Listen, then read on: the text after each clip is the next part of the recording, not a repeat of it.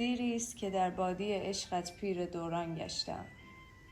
گیسو سپید کرده و پی یارم گشتم. نم نمک در راه پایم خسته شد. تکیه بر آن بید شیدا کردم. گفتمش من برتری دارم ز تو، پای دارم که بگردم در برش.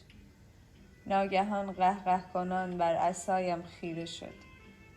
گفتمش مجنون چه حالیست در فراق این حال خوش.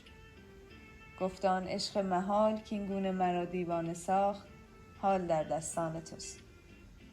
مات و مبهوت و پر از چون و چرا، ناگهان لب وانمود کهنه عصا. که منم معشوق این دیوانه ریشه به خاک.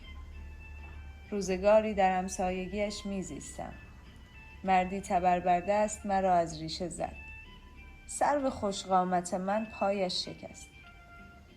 این فراق آغاز شد. در خیالم تا ابد دوری شد پایان ما. حال بعد از آن دوری و آن فکر و خیال، باز من آمدم در بر یار. آری ای مرد نداشت بید من پای در راه وصال. لیکن این عشق دگر بار مرا به او رساند.